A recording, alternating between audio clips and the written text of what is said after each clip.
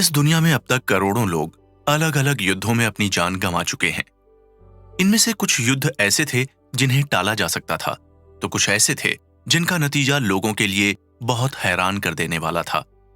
इनमें से कुछ युद्ध बहुत ताकतवर शासकों द्वारा जीते गए थे, तो वहीं कुछ ऐसे भी थे जिन्हें किसी कमजोर शासक ने अपने से कई गुना ताकतवर शासक को हराया। लेकिन क्या युद्ध केवल ताकत का खेल है? क्या जिस शासक के पास ज्यादा आधुनिक हथियार और ज्यादा बड़ी सेना है, केवल वही युद्ध का विजेता बनता है?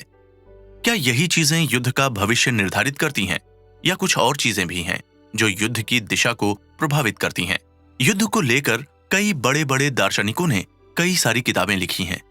किसी किताब में कुछ ने अपने दुश्मन को कैसे जल्दी हराया जाए ये बताया है, तो कुछ ने अपनी किताब में ये समझाया है कि कैसे हम युद्ध में अपने आप को हार से बचा सकते हैं।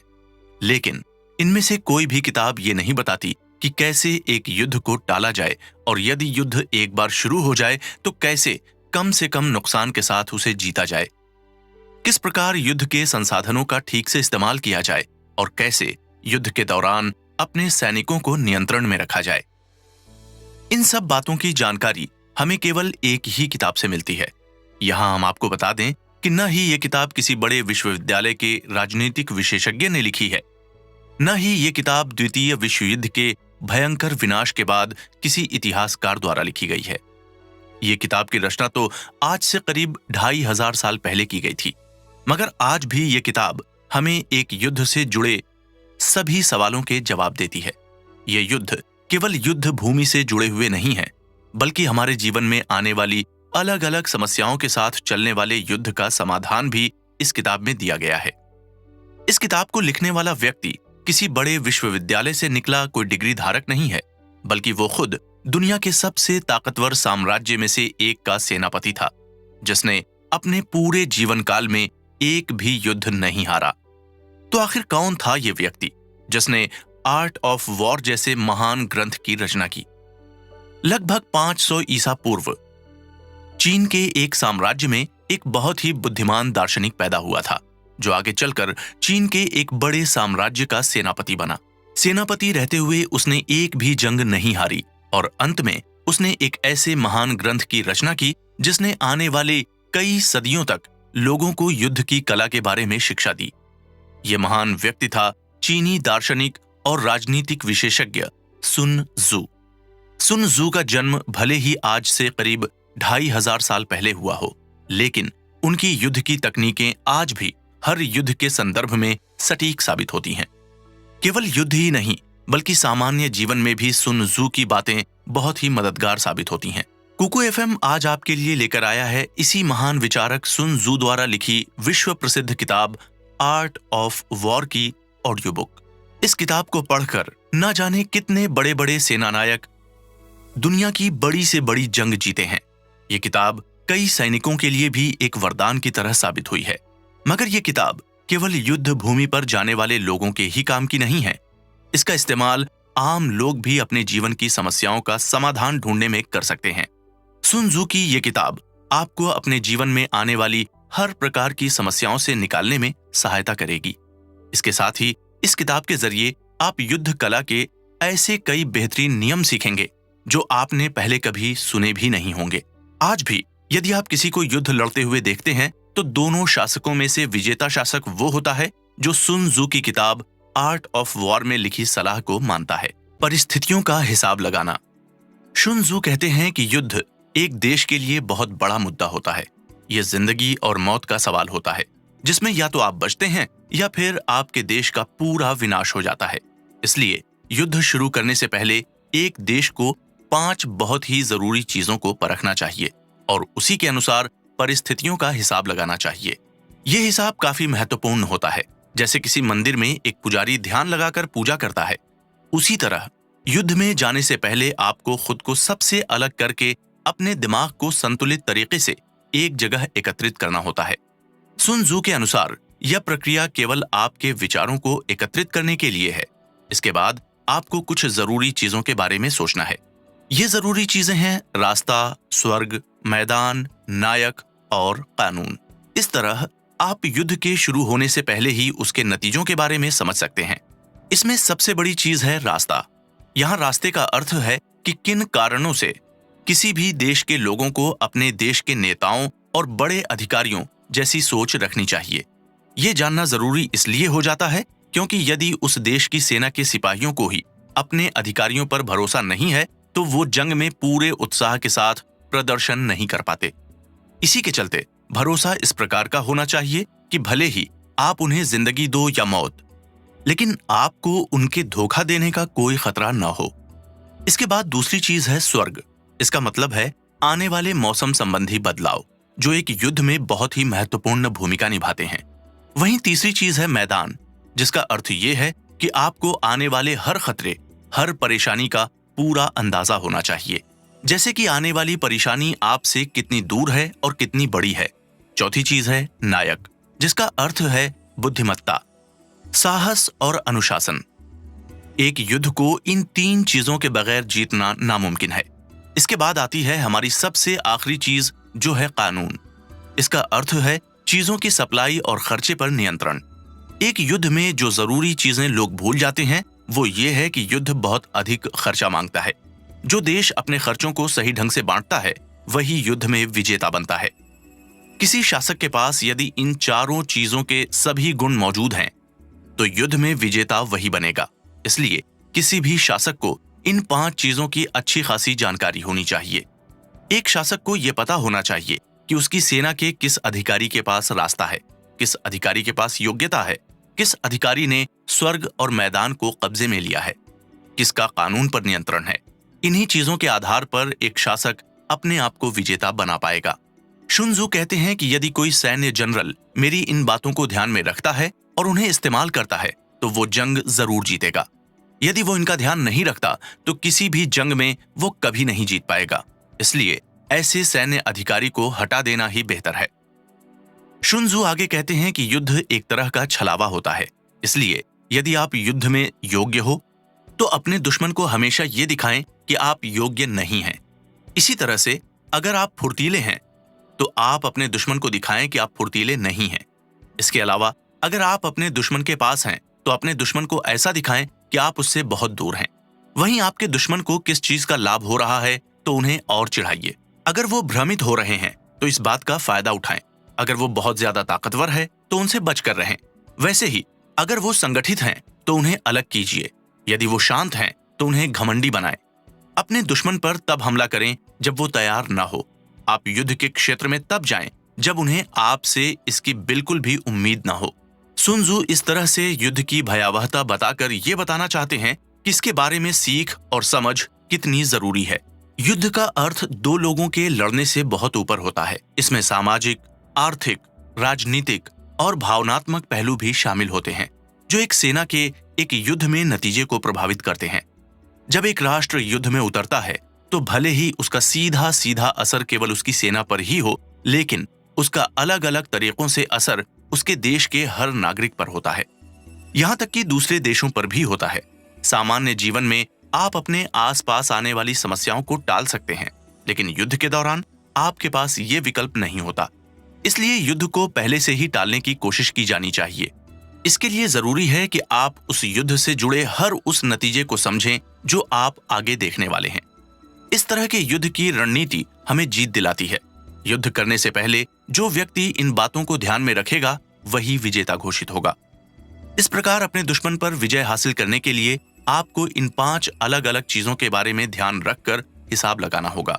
ये बहुत जरूरी है कि हम युद्ध में जाने से पहले अपने दुश्मन के बारे में सभी जानकारी हासिल कर लें। एक दुश्मन वो होता है जो आपको नुकसान पहुंचाना चाहता है, लेकिन आपके जीवन में कई ऐसी दुविधाएं होती हैं जो वास्तव में आपके दुश्मन द्वारा पैदा नहीं की जा रही होती। ये आपके दोस्तों या परिवारजनों द्वारा ही बनाई जाती हैं। हालांकि उनका समस्या पैदा करने का ऐसा कोई इरादा नहीं होता।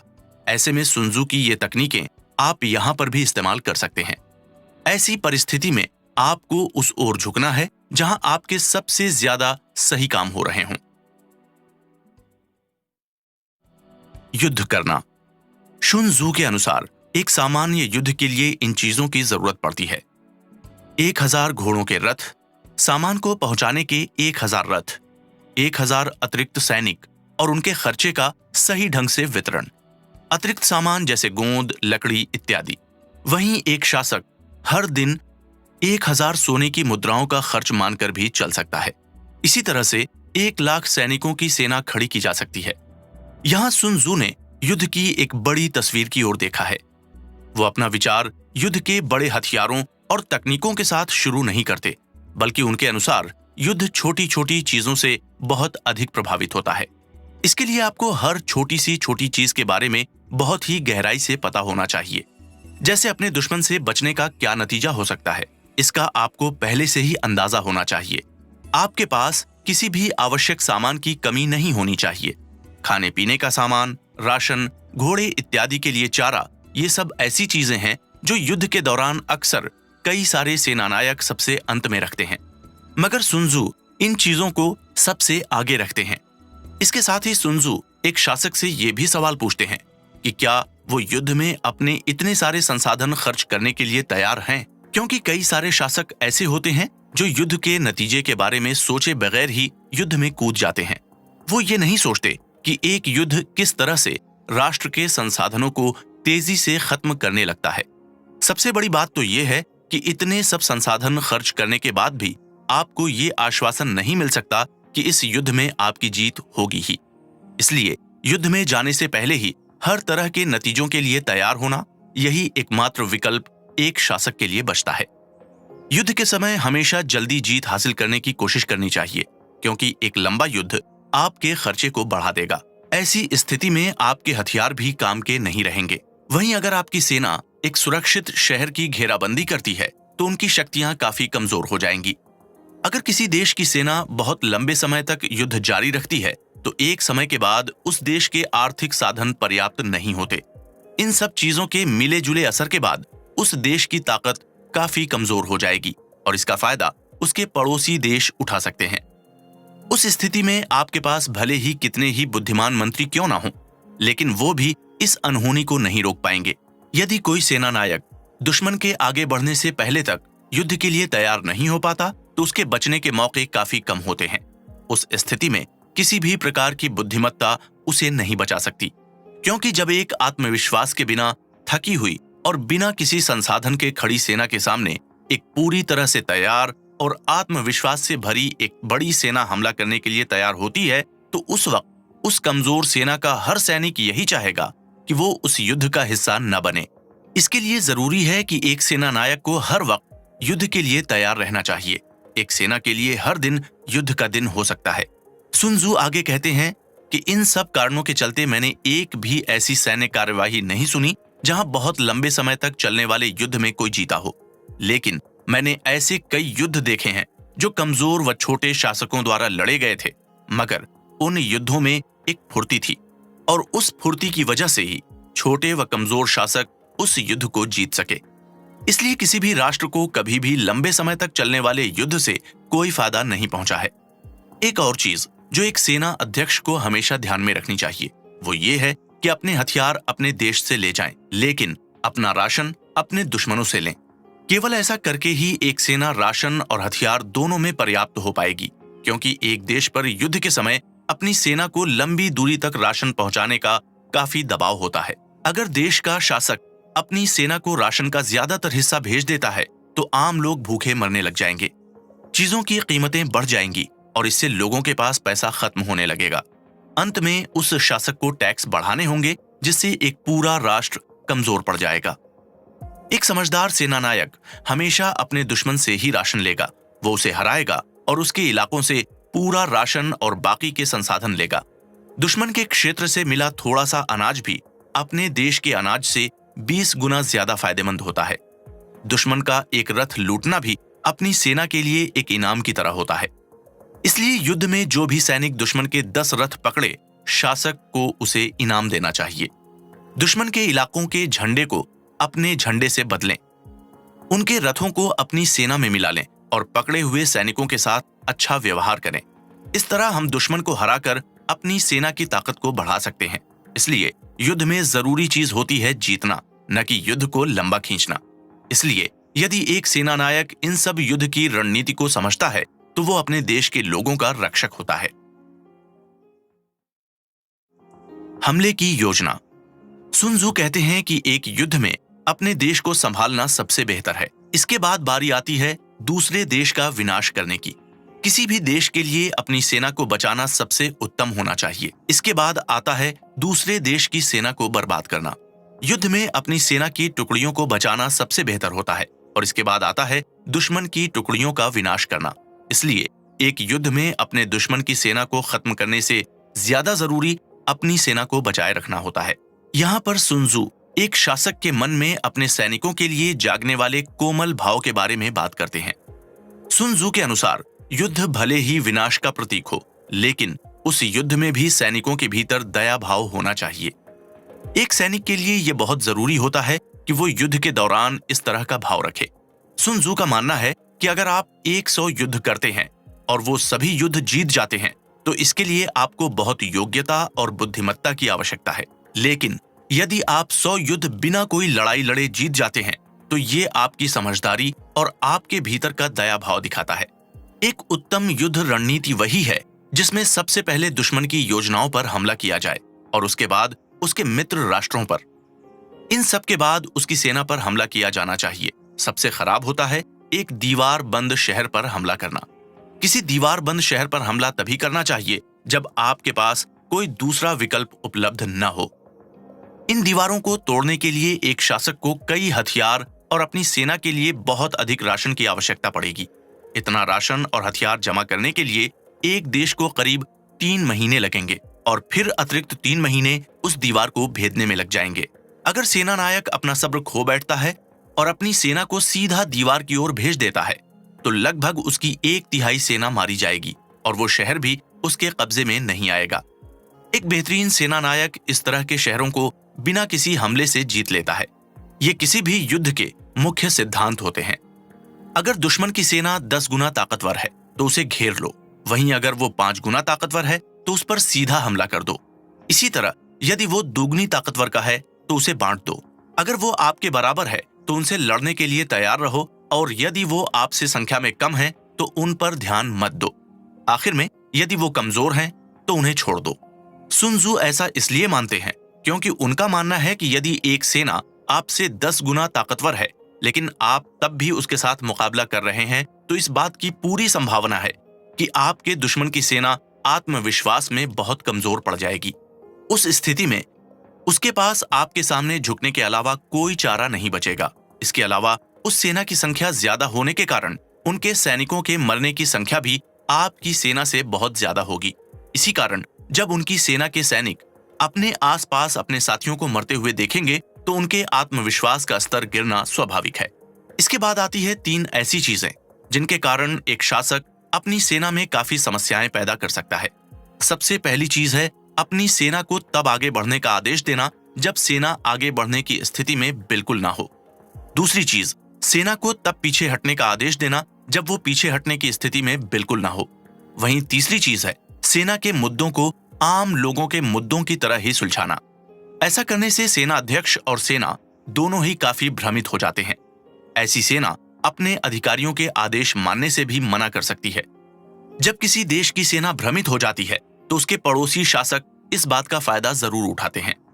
अब इन 3 चीजों से 5 ऐसे जरूरी सुझाव निकल कर आते हैं जो ये बताते हैं कि युद्ध में कौन जीतेगा। जो शासक ये जानता है कि वो कब लड़ सकता है और कब नहीं, विजेता वही बनता है।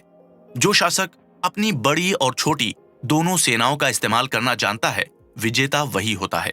इसी तरह जो शासक अपनी सेना के उच्च पद के अधिकारियों और निचले पद के अधिकारियों के बीच संबंध ठीक रखता है, वही विजेता होता है। वो शासक जो हर संभावित चीज के लिए तैयार रहता है, अंत में वही विजयी होता है।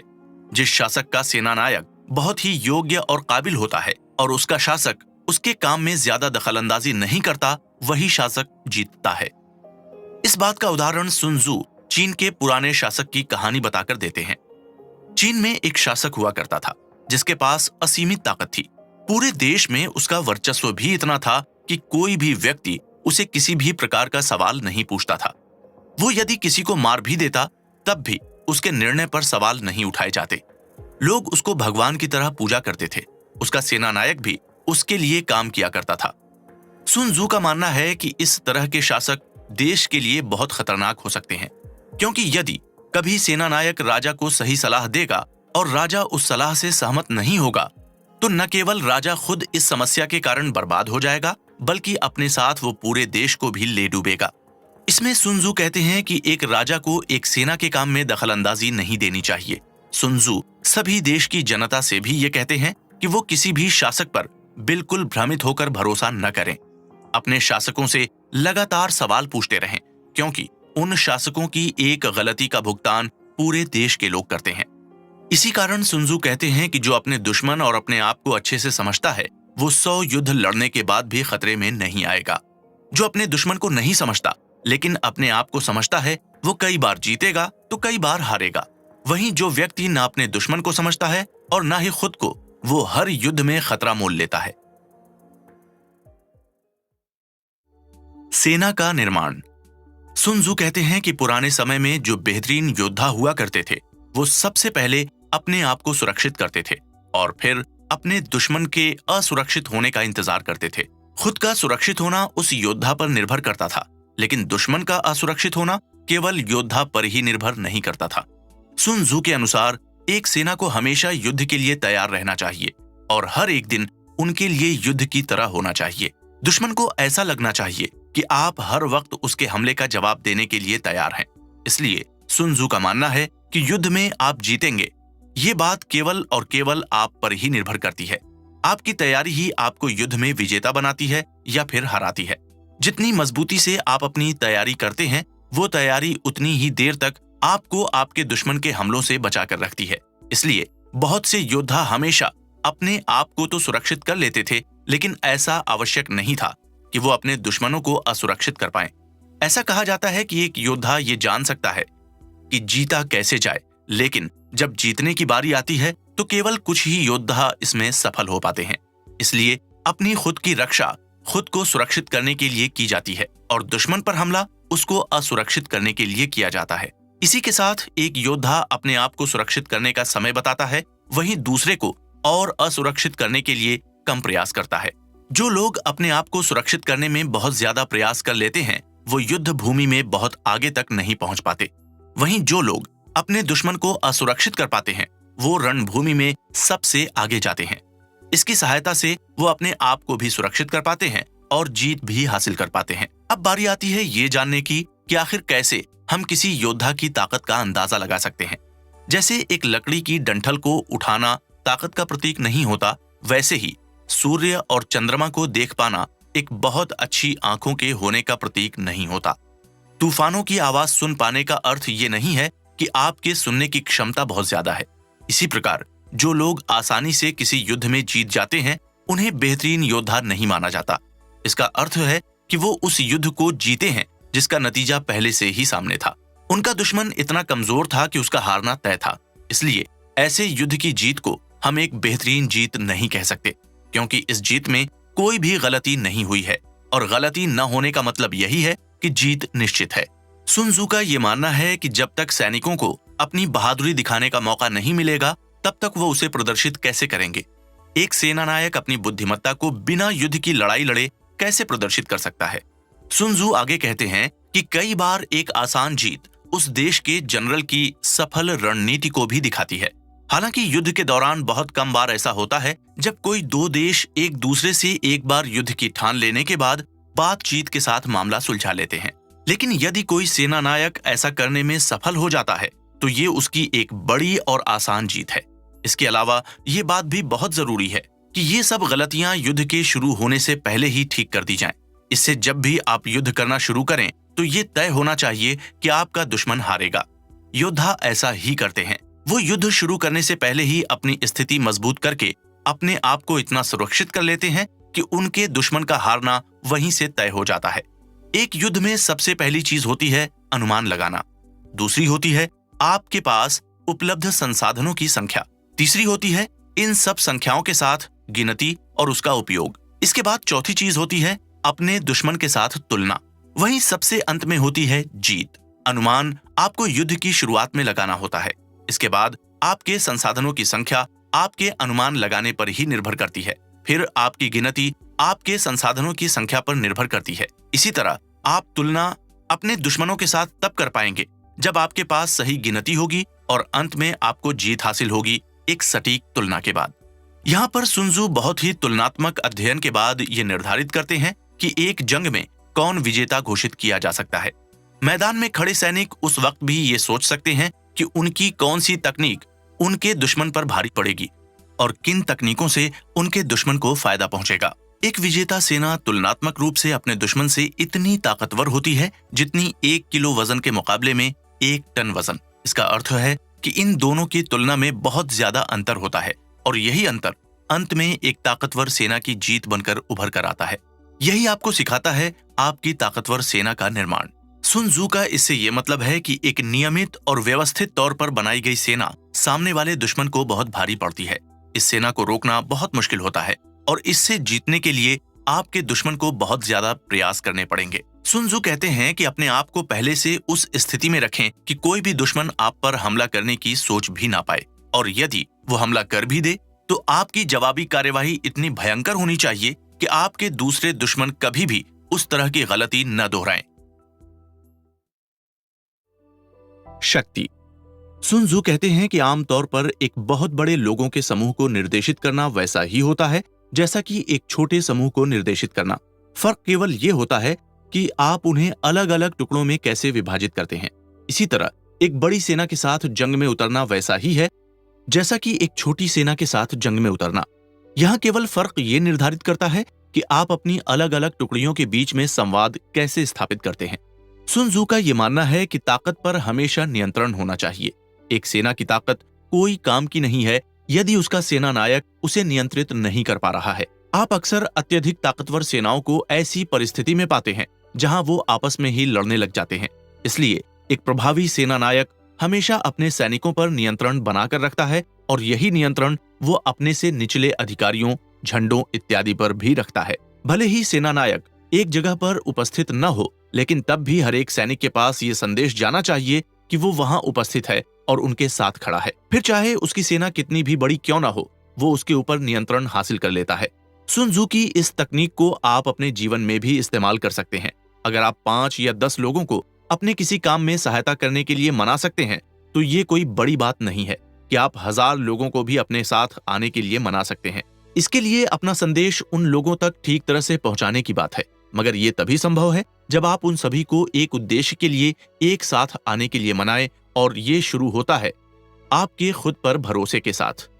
यदि आपको अपने आप पर भरोसा नहीं है तो आप दूसरों को कैसे अपने साथ आने के लिए मना पाएंगे। इसलिए सुन त्सु ये कहते हैं कि पहले अपने आप के साथ संतुलन बैठाना बहुत आवश्यक है। उसके बाद ही आप आगे बढ़कर लोगों का समर्थन और सहायता बड़ी आसानी से प्राप्त कर पाएंगे। एक सेना को अपने दुश्मन के हर हमले को झेलना उसकी सामान्य और असामान्य तकनीकों पर निर्धारित करता है। ये पूरा खेल कमजोर और ताकत का है। युद्ध में आपके पास अपने दुश्मन से मिलते जुलते कुछ हथियार और तकनीक होती है, वहीं आपके पास कुछ हथियार ऐसे होते हैं जो दुश्मन के पास नहीं होते। आपकी सेना की तकनीकें आपके दुश्मन की तकनीकों के समान है, जिनके जरिए आप अपने दुश्मन को व्यस्त रख सकते हैं। इसी तरह जो तकनीकें आपके दुश्मन के पास नहीं होती, उन तकनीकों से आप जीत हासिल करते हैं। इसके अलावा जो योद्धा असामान्य तरीकों पर महारत हासिल कर लेते हैं, उनके पास नई नई तकनीकों की कोई कमी नहीं होती। सूरज और चांद की तरह हर बार अस्त होने के बाद भी वो वापस निकलते हैं। चारों मौसमों की तरह वो हर बार जाने के बाद फिर से लौट आते हैं। यहाँ सुन त्सु ये समझाना चाहते हैं कि सामान्य और असामान्य तकनीकों को अलग अलग समय पर इस्तेमाल करना चाहिए, क्योंकि आप एक ही प्रकार की तकनीक पर बहुत ज्यादा निर्भर नहीं रह सकते। जिस प्रकार सूरज और चांद आते जाते रहते हैं और मौसम बदलते रहते हैं, उसी प्रकार आपको भी जंग के दौरान सामान्य और असामान्य तकनीकों का संतुलन बनाकर रखना चाहिए। जिस परिस्थिति में जो तकनीकें ज्यादातर मददगार साबित हों, उसे इस्तेमाल करना चाहिए। इन कुछ असामान्य तकनीकों से अनगिनत नई व बेहतरीन तकनीकें बनाई जा सकती हैं। ये बिल्कुल वैसा ही है जैसा संगीत के केवल 7 स्वर होते हैं, लेकिन उन 7 स्वरों के अलग अलग मिलाप से अनगिनत प्रकार का संगीत बनाया जा सकता है। उसी प्रकार संसार में केवल 5 मूलभूत रंग हैं, लेकिन उन रंगों के अलग अलग मिलाप से हजारों प्रकार के नए रंग बनाए जा सकते हैं। वैसे ही हम जो भी चीजें खाते हैं, उनमें केवल 5 मूलभूत स्वाद उपस्थित होते हैं, मगर इनके मिश्रण से आप कई प्रकार के स्वाद ले सकते हैं। ठीक उसी प्रकार एक जंग में केवल 2 ही प्रकार के हमले हो सकते हैं। या तो सामान्य या फिर असामान्य। असामान्य हमलों में आप अनगिनत प्रकार की तकनीकों को इस्तेमाल करते हैं, तो वहीं सामान्य तकनीकें आपको जीत दिलाती हैं। लेकिन हम इसे ऐसे समझ सकते हैं कि एक बांध में रुका हुआ पानी जब निकल कर आता है तो वो अपने सामने आने वाली हर चीज को अपने साथ बहा कर ले जाता है। ये शक्ति को दर्शाता है। एक पक्षी अपने शिकार पर एक झटके से हमला करता है, ये चीज सटीकता को दर्शाती है। इसलिए युद्ध में योद्धा की ताकत का कोई मुकाबला नहीं होना चाहिए, उसके समय की सटीकता सबसे बेहतर होनी चाहिए। शक्ति और सटीकता के इस रिश्ते को हम धनुष और तीर से समझ सकते हैं। उदाहरण के लिए आप शक्ति को एक प्रकार का धनुष मान सकते हैं। जिस वक्त आप अपने तीर को छोड़ते हैं वही आपके हमले की सटीकता का निर्धारण करता है। एक योद्धा बड़े से बड़े युद्ध के बीच बिल्कुल भी भ्रमित नहीं होता। एक बड़े युद्ध के बीच उनकी सेना अपने दिए गए आदेशों को नहीं भूलती। वहीं ये बात ध्यान रखने वाली है कि अव्यवस्था पहले व्यवस्था से ही आती है। डर साहस का हिस्सा है और कमजोरी ताकतवर लोगों से ही आती है। अव्यवस्था का व्यवस्था से आना ये एक संगठन से जुड़ा है। डर का साहस से आना शक्ति से जुड़ा है। वहीं कमजोरी का ताकत से निकलना ये सेना के निर्माण से संबंधित है। इसलिए जो अपने शत्रुओं को अपने अनुसार चलाना चाहते हैं वो इस तरह से अपनी सेना का निर्माण करते हैं और उनसे हमला करवाते हैं। इस तरह उनके दुश्मनों को उसका जवाब देना ही पड़ता है। वो अपने दुश्मनों को पहले थोड़ा लालच देते हैं और फिर वो उन्हें उस लालच तक आने के लिए मजबूर करते हैं। इसके बाद वो छुपकर अपने दुश्मन के उनके पास आने का इंतजार करते हैं। इसी प्रकार वो अपने खुद के लिए सही योद्धाओं का चयन करते हैं और अपनी ताकत का पूरा इस्तेमाल करते हैं। इसे आप इस तरह से समझ सकते हैं कि एक पहिया जब किसी सीधी सतह पर होता है तो वो एक जगह पर पड़ा रहता है, वहीं जब वो पहिया किसी ढलान वाली जगह पर होता है तो वो लुढ़कने लगता है। एक पत्थर जिसके 4 कोने हैं वो लुढ़कता नहीं है, लेकिन जब उसे गोल कर दिया जाता है तो वो लुढ़कने लगता है। इसी तरह एक युद्ध में आप अपनी ताकत का कैसे इस्तेमाल करते हैं वही आपकी वास्तविक ताकत है। कमजोरी और ताकत। सुन त्सू के अनुसार आमतौर पर युद्ध में जो दुश्मन की भूमि पर पहले कब्जा कर लेता है वो दुश्मन से एक कदम आगे होता है। इसी तरह जो युद्ध भूमि में देरी से आता है वो एक कदम पीछे रह जाता है। युद्ध में सबसे जरूरी चीज ये है कि आप अपने दुश्मन को अपने अनुसार चलने पर मजबूर करें, न कि आप अपने दुश्मन के अनुसार चलें। दुश्मन को अपने अनुसार निर्णय लेने देना उन्हें फायदा पहुंचाने का मौका देता है। उसे वो सब करने से रोकना जो वो करना चाहता है, यही उसका नुकसान दिखाता है। इसलिए यदि आपका दुश्मन आराम कर रहा है तो उस पर छोटे छोटे हमले करके उसे थकाएं। यदि आपके दुश्मन के पास खाने पीने के सभी संसाधन हैं तो उसे उन संसाधनों पर कब्जा न करने दें और उसे भूखा ही रहने दें। यदि आपका दुश्मन किसी एक जगह पर डेरा डालकर बैठा है तो आपको सबसे पहले उसे उस जगह से हटाना होगा। उन जगहों पर हमला करें जहां से उसे अपनी सुरक्षा करने के लिए जल्दी में भागना पड़े। दुश्मन की उन जगहों पर हमला कीजिए जहां वो सबसे कम उम्मीद करे। सुन त्सू का ये मानना है कि एक आदमी अपनी पूरी ताकत के साथ यदि अपनी सेना को एक बेहतरीन जगह पर खड़ा कर दे तो उसे हराना बहुत मुश्किल होता है। अगर कोई दुश्मन ताकतवर सेना से लड़ने आता है तो वो जरूर लालच या गुस्से के चलते आ रहा होता है, न कि बुद्धिमत्ता के कारण। मगर जल्द ही उसको ये एहसास भी हो जाता है कि उसका ये हमला उसके लिए बहुत बड़ी गलती साबित होने वाला है। इसी प्रकार एक सेना अपनी जगह से हिले बिना भी अपने दुश्मन की जल्दबाजी उसके खिलाफ इस्तेमाल कर सकती है। इसी कारण सुन त्सू कहते हैं कि युद्ध के शुरू होने से पहले ही आप अपने आप को उस पहाड़ की तरह बना लें जो किसी भी परिस्थिति में अपने सिद्धांतों से बिल्कुल नहीं हटेगा। एक शांत मगर ताकतवर सेना के साथ आप अपनी ऊर्जा और संसाधन बचा कर रखेंगे, जबकि आपका दुश्मन अपने गुस्से और लालच के चलते अपने संसाधनों और ऊर्जा का बढ़ चढ़कर उपयोग कर रहा होगा। इसके चलते वो इसे जल्द ही काफी हद तक खर्च भी कर देगा। इससे जब तक वो आपसे लड़ने आएगा तब तक वो बहुत कमजोर हो चुका होगा। ऐसी जगहों से आगे बढ़ें जहां आपका दुश्मन मौजूद नहीं है। यदि आप ऐसा नहीं करते तो दुश्मन की सेना के मौजूद होने के कारण आप बड़ी संख्या में अपने सैनिकों को खो सकते हैं। इसलिए हमला इस तरह से करें जिससे आपका दुश्मन खुद को बचा भी न सके। मगर ऐसा करते वक्त आप खुद को इतना सुरक्षित रखें कि आपके दुश्मन का हमला आपको कोई नुकसान न पहुंचा सके। जो लोग युद्ध में बहुत बेहतरीन होते हैं वो हमेशा उन्हीं जगहों पर हमला करते हैं जहां उनका दुश्मन ये समझ ही नहीं पाता कि वो उसे कैसे रोके। ऐसे योद्धा अपने आप को इस तरह से सुरक्षित करके रखते हैं कि उनका दुश्मन ये समझ नहीं पाता कि उन पर कहां हमला करे। इस तरह धीरे धीरे दुश्मन की सेना अनियंत्रित होने लगती है, जिससे वो किसी भी प्रकार का आदेश समझ नहीं पाती। यहीं से दुश्मन का हारना तय होने लगता है। अगर आपको अपने दुश्मन पर ऐसा हमला करना है जिससे वो उभर ना पाए, तो हमेशा उसके कमजोर हिस्सों पर हमला करें। यदि आपको अपने दुश्मन से हमेशा एक कदम आगे रहना है, तो अपनी सेना को इतनी तेजी से दुश्मन के क्षेत्र में घुसाएं कि वो वापस अपने आप को वहां से बाहर न निकाल पाए। जैसा कि सुन त्सू ने पहले बताया कि आपका दुश्मन अक्सर भावनाओं के आधार पर निर्णय लेता है और इसलिए आपका उससे ध्यान भटकाना बहुत आसान हो जाता है। यदि आप उसे थोड़ा सा भी डर दिखाओगे तो वो एक क्षण के लिए रुक जाएगा। आप उसे थोड़ा फायदा दिखाओगे तो वो उसे तुरंत अपने कब्जे में लेने की कोशिश करेगा। इस प्रकार आप उसके व्यवहार को अपने फायदे के लिए इस्तेमाल कर पाएंगे। यह तकनीक तब भी आपके काम आएगी जब आपका दुश्मन किसी किले के भीतर की सुरक्षित दीवारों के बीच हो। इससे आपके दुश्मन के पास युद्ध करने के अलावा कोई दूसरा रास्ता नहीं बचेगा। मगर मान लीजिए कि आपको ऐसा नहीं करना, तो आप केवल युद्ध के मैदान में एक ऐसी जगह पर उपस्थित रहिए जहां से आपका दुश्मन अपनी स्थिति को बदलने के लिए मजबूर हो जाए। एक बार उसे खुद ये एहसास हो गया कि वो इन अलग अलग जगहों पर जाकर कमजोर हो चुका है, तब उसके बाद आप उसके सामने युद्ध को रोकने का प्रस्ताव रख सकते हैं। इस तकनीक के पीछे का कारण यही है कि आप अपने सैनिकों की संख्या हमेशा अपने दुश्मन से ज्यादा रखें। उसको अलग अलग टुकड़ियों में बांटने के लिए मजबूर करें। आपकी युद्ध नीति के बारे में आपके दुश्मन को कभी पता नहीं होना चाहिए। अगर उसे आपकी युद्ध नीति के बारे में पता नहीं होगा तो वो अलग अलग स्थानों पर खुद को बचाने के लिए अपनी सेना को बांटने पर मजबूर हो जाएगा। इस प्रकार यदि वो आगे से खुद के इलाकों को बचाने का प्रयास करेगा तो उसके पीछे के क्षेत्र कमजोर हो जाएंगे, और यदि वो पीछे के क्षेत्र को बचाने का प्रयास करेगा तो वो आगे से कमजोर हो जाएगा। इसी तरह यदि वो अपने दाईं ओर के हिस्से बचाने का प्रयास करेगा तो उसका बायां क्षेत्र कमजोर हो जाएगा। इसी तरह यदि वो बाएं हिस्से को बचाने का प्रयास करेगा तो उसका दायां क्षेत्र कमजोर हो जाएगा। ऐसे ही यदि वो हर जगह से खुद को बचाने की कोशिश करेगा तो उसकी हर एक जगह कमजोर हो जाएगी। इस तरह से आपके दुश्मन की सेना हर जगह पर आपकी सेना की तुलना में काफी छोटी संख्या में उपलब्ध होगी। इसलिए कहते हैं कि यदि किसी को ये पता हो कि युद्ध कब और किस जगह पर करना है तो आधा युद्ध तो वो वहीं जीत जाता है। अगर किसी शासक को ये नहीं पता कि उसे कब और कहां हमला करना है तो उसके अलग अलग भाग एक दूसरे की सहायता नहीं कर पाएंगे और अंत में उसका कोई ना कोई भाग कमजोर हो जाएगा। इस प्रकार भले ही आपके दुश्मन की सेना बहुत बड़ी क्यों ना हो, लेकिन आप तब भी उसे युद्ध करने से रोक सकते हैं।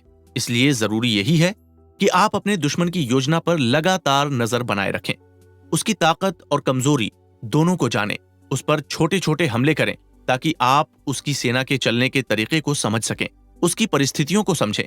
बार बार ये छानबीन जारी रखें कि आपका दुश्मन कहां से कमजोर है और कहां से ताकतवर। सुन त्सू आगे और समझाते हुए बताते हैं कि यदि कोई व्यक्ति अपनी सुरक्षा हर तरफ से करने का प्रयास करता है तो वो अंत में हर तरफ से कमजोर हो जाता है। दरअसल जब आप अपने किसी क्षेत्र की रक्षा करने के लिए भागते हैं तो आपके दुश्मन को ये एहसास हो जाता है कि आपकी स्थिति काफी कमजोर है। इससे वो ये समझ जाता है कि आप ये समझ नहीं पा रहे हैं कि आपको क्या करना है। इसी तरह अगर आप दुश्मन के हर हमले का बेहतरीन तरीके से जवाब दे रहे हैं तो ये दुश्मन के ऊपर बहुत ही गहरा दबाव डालेगा। एक बार युद्ध जीतने के बाद हर कोई ये जान जाता है कि किस तरीके से उसने युद्ध को जीता था, मगर कोई भी ये नहीं समझ पाता कि युद्ध जीतने के लिए उन्होंने यही तरीका क्यों इस्तेमाल किया। इसलिए आपको अपनी तकनीक को युद्ध भूमि में दोहराना नहीं चाहिए। आपके अपने दुश्मन को जवाब देने के तरीके अनगिनत होने चाहिए। सेना का निर्माण पानी की तरह होता है। पानी का बहाव ऊंचाई से नीचे की ओर जाता है और एक सेना का निर्माण ताकतवर हिस्से पर हमला करना छोड़कर कमजोर हिस्से की ओर हमला करना सिखाता है। पानी जिस भी बर्तन में जाता है उसका आकार ले लेता है। इसी प्रकार एक सेना अपने दुश्मन की हर योजना और हमले का जवाब देने के लिए काबिल होनी चाहिए। सेना का संघर्ष। सुन त्सू कहते हैं कि सामान्य युद्ध प्रशासन के सिद्धांत ये कहते हैं कि एक सेना नायक अपने आदेश शासक से प्राप्त करता है। वो अपनी टुकड़ियों को इकट्ठा करता है और सेना को आगे बढ़ने का आदेश देता है। वो अपनी सेना के लिए कैंप बनाने की व्यवस्था करता है। अपनी सेना में संघर्ष से मुश्किल एक सेना नायक के लिए कुछ भी नहीं है। सेना के नेतृत्व के दौरान आपको एक लंबे और घुमावदार रास्ते को आसान और सीधा करना होता है। हर परेशानी को फायदे में बदलना होता है। इस कारण आपको अपने दुश्मन का रास्ता लंबा और घुमावदार करना चाहिए। अपने दुश्मन को फायदे दिखाकर लालच देना चाहिए। इस प्रकार यदि इन सब के बाद आप आगे बढ़ना शुरू करेंगे तो आप अपनी मंजिल तक पहुंच जाएंगे। सुन त्सू का यह मानना है कि एक शासक द्वारा आदेश दिए जाने के बाद उसका सेना नायक तुरंत युद्ध की तैयारियों में जुट जाता है, मगर यह जिम्मेदारी आसान नहीं होती। ये एक ऐसा काम है जिसमें अलग अलग प्रकार के लोगों को उनकी विशेषता के आधार पर तैयार करना होता है। लेकिन सुन त्सु ये भी कहते हैं कि एक सेना नायक को अपने शासक के हर आदेश को तब तक नहीं मानना चाहिए जब तक वो स्वयं उस आदेश से संतुष्ट न हो। सुन त्सु की इस तकनीक को भी आप अपने जीवन में इस्तेमाल कर सकते हैं। आप अक्सर अपने आसपास ऐसे लोगों को देखते होंगे जो हमेशा अपनी जिम्मेदारियों को दूसरों के ऊपर डालते रहते हैं। जब उनसे कोई गलती होती है तो उस गलती का बोझ भी वो उन लोगों के ऊपर डाल देते हैं। ऐसे में आपको भी ऐसे लोगों की सलाह मानना बंद कर देना चाहिए। ये आदत आपको जीवन में किसी भी मुकाम तक नहीं पहुंचाएगी, बल्कि ये आपको आपके वास्तविक लक्ष्यों से दूर करेगी। अब इसमें भी कई बातें ऐसी हैं जो ध्यान रखने लायक हैं। जैसे यदि आपकी पूरी सेना आगे बढ़ने लगती है तो वो समय पर नहीं पहुंच पाएगी। यदि आपकी छोटी टुकड़ियां आगे बढ़ती हैं तो आपको कई संसाधनों का नुकसान होता है। इसी तरह यदि एक सेना नायक अपनी टुकड़ियों को दिन रात चलाकर हर दिन दोगुनी दूरी तय करके कई जमीनों पर कब्जा करता है तो ऐसा सेना नायक जल्द ही दुश्मन के हाथों मारा जाएगा, क्योंकि उसके केवल मजबूत और ताकतवर सिपाही समय पर पहुंच पाएंगे और वहां पहुंचने पर भी वो बेहद थके हुए होंगे। ऐसे में आधी और थकी हुई सेना के साथ एक सेना नायक भला कितनी देर तक अपने दुश्मनों से मुकाबला कर पाएगा? एक सामान्य अनुमान के अनुसार केवल 10% सिपाही ही समय पर उस जगह पर पहुंच पाएंगे। वहीं अगर सेना नायक ये कोशिश करता है कि वो इससे थोड़ी कम दूरी तय करेगा तो केवल आधे सैनिक ही अपनी मंजिल तक पहुंच पाएंगे। मगर इसके बाद भी उस सेना नायक को दुश्मन के हाथों मारे जाने का काफी डर होगा। इसी तरह यदि कोई सेना नायक हर दिन इससे भी कम दूरी तय करता है तो उसकी करीब 75% सेना मंजिल तक पहुंच पाएगी। सुन त्सु यहाँ ये समझाना चाह रहे हैं कि हर निर्णय अपने साथ कुछ खतरे लेकर आता है। जब आप युद्ध भूमि पर होते हैं तो आपका हर निर्णय कुछ खतरों के साथ आता है। ऐसे में आपको उस निर्णय को लेना चाहिए जिसमें सबसे कम खतरा हो। जैसे यदि युद्ध में आप तेजी से आगे बढ़ना चाहते हैं तो इसके लिए आपको अपनी टुकड़ी में सैनिकों की संख्या कम रखनी होगी। इसके साथ ही आपको अपने साथ उपकरण भी कम रखने होंगे जिससे आप जल्द से जल्द आगे बढ़ पाएं। लेकिन इसके साथ खतरा ये आता है कि आपके उपकरण कम होने के कारण आपको हमेशा हमले का डर रहता है। इसी प्रकार हमारे जीवन में भी हर निर्णय के साथ कुछ फायदे तो कुछ नुकसान होते हैं। हमें एक संतुलित दिमाग के साथ ये सोचना चाहिए कि हमें इन दोनों चीजों में से किसकी सबसे ज्यादा जरूरत है। ऐसी परिस्थितियों में आप जब इस तरह का तुलनात्मक अध्ययन करते हैं तो आपके लिए कोई निर्णय लेना काफी आसान हो जाता है। उदाहरण के लिए कई लोगों को ऐसा लगता है कि वो अपने काम के चलते अपने परिवारजनों के साथ कम समय बिता रहे हैं। इसलिए यदि उन्हें यह संतुलन बैठाना है तो उन्हें एक सीमा तय करनी होगी। इस सीमा के पास दोनों ही चीजें एक दूसरे में दखलंदाजी नहीं करेंगी। यहाँ सेना के पास कितने संसाधन हैं ये बात जरूरी हो जाती है। इसलिए यदि कोई सेना बिना किसी उपकरण और संसाधन के है तो वो निश्चित ही हार जाएगी। यदि उस सेना के पास अपना इलाका नहीं है तो भी वो हार जाएगी। इसी तरह अगर सेना के पास खुद के भंडार घर नहीं है तो वो अवश्य ही हार जाएंगे। इसके अलावा जिस शासक को अपने पड़ोसी राज्यों के शासकों के उद्देश्यों के बारे में नहीं पता होता तो उसे काफी समस्याओं से गुजरना पड़ता है। इसके साथ ही एक ऐसा सेना नायक जो जंगलों, पहाड़ों, दलदल जैसे इलाकों से अपनी सेना को आगे नहीं बढ़ा सकता वो सफल नहीं हो पाएगा। इसी तरह जो सेना नायक ऐसे क्षेत्रों में स्थानीय लोगों की मदद नहीं लेगा वो भी ज्यादा आगे नहीं बढ़ पाएगा। इसलिए ऐसा कहा जाता है कि एक सेना आत्मविश्वास के साथ बनाई जाती है, उसे लाभ देकर आगे बढ़ाया जाता है। ऐसी सेना हवा की तरह आगे बढ़ती है और एक आग की तरह दुश्मन के इलाकों में फैल जाती है। ऐसी सेना एक चट्टान की तरह दुश्मन के हर हमले के सामने खड़ी रहती है। ऐसी सेना अंधेरे की तरह बिना किसी अंत और शुरुआत के होती है जो तूफान की तरह हमला करती है। जब किसी शासक की सेना युद्ध भूमि पर हो तो उसे अपने धन का एक बड़ा हिस्सा अपनी सेना पर खर्च करना होता है। जब किसी शासक को सेना का मनोबल बढ़ाना होता है तो उसे उन जगहों पर मजबूती से खड़ा होना होता है जहां से उसे फायदा हो सकता है। इसलिए सबसे पहले हालातों का जायजा लें और उसके बाद ही अपनी सेना को आगे बढ़ाएं। जिस शासक और सेना नायक को घुमावदार और सीधे रास्ते के सिद्धांतों का ज्ञान होता है वो जरूर जीतता है और यही उसकी सेना का संघर्ष होता है। सैन्य प्रशासन की किताबों में यह कहा गया है कि एक युद्ध के दौरान आपके कहे जाने वाले शब्दों को ज्यादा सुना नहीं जा सकता। इसलिए युद्ध में ढोल, नगाड़े इत्यादि उपकरणों का उपयोग किया जाता है। इसके अलावा युद्ध में आपकी अलग अलग टुकड़ियां एक दूसरे को देख नहीं सकती। इसके लिए झंडे इस्तेमाल किए जाते हैं। वहीं रात के समय झंडे के साथ साथ मशालें और ढोल भी इस्तेमाल किए जाते हैं। इसका इस्तेमाल उस वक्त भी किया जाता है जब सेना की सभी टुकड़ियों का ध्यान अपनी ओर आकर्षित करना होता है। यही होते हैं एक बड़ी सेना को संभालने के सिद्धांत। इन सिद्धांतों के जरिए सेना का हौसला भी बढ़ाया जाता है। ध्यान रखें कि सुबह के वक्त सैनिकों के भीतर ऊर्जा काफी अधिक होती है और शाम होते होते वो बिल्कुल थक जाते हैं। इसी कारण एक होशियार योद्धा अपने दुश्मन पर तब ज्यादा जोर से हमला करता है जब उसके दुश्मन की ऊर्जा सबसे कम होती है। सेना में अनुशासन एक बहुत जरूरी चीज होती है। एक सेना नायक को अपनी अनुशासित सेना के साथ उस क्षण का इंतजार करना चाहिए जब दुश्मन की सेना में अनुशासन की कमी दिखाई दे। ऐसी सेना के साथ लड़ाई न करें जहां झंडे और सेना की बनावट काफी नियमित दिखाई दे, क्योंकि इससे यह साबित होता है कि उस सेना में अनुशासन का स्तर काफी ज्यादा है। इसके अलावा ऐसे दुश्मन पर हमला न करें जो आपसे अधिक ऊंचाई पर स्थित हो। वहीं एक ऐसे दुश्मन पर भी हमला न करें जो एक पहाड़ के पीछे छुपा हो। यही सब एक युद्ध के सिद्धांत हैं।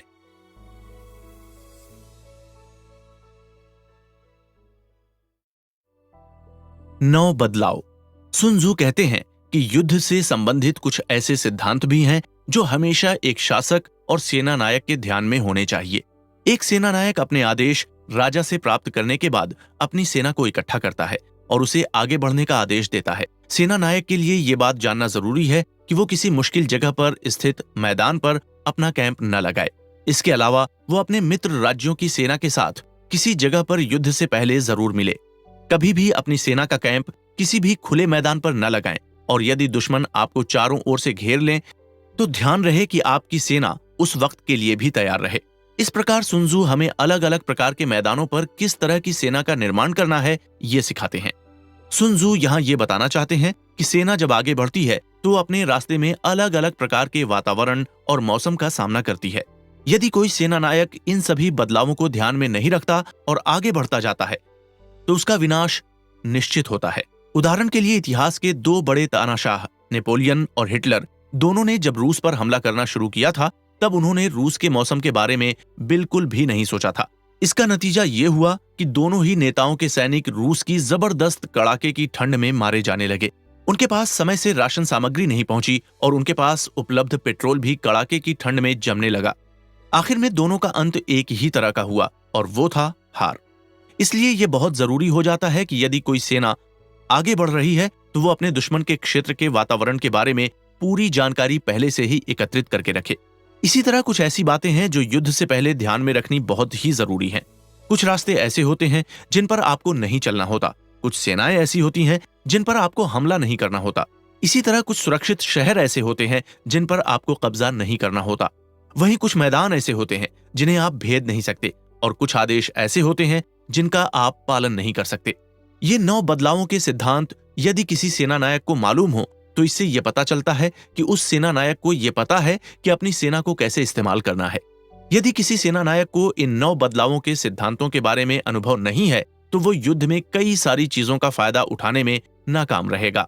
इसके आगे सुन त्सु कहते हैं कि युद्ध की तैयारी इस तरह से न करें कि आपको अपने दुश्मन के न आने की उम्मीद करनी पड़े, बल्कि युद्ध की तैयारी इस तरह की होनी चाहिए कि आप अपने दुश्मन के आने का इंतजार करें।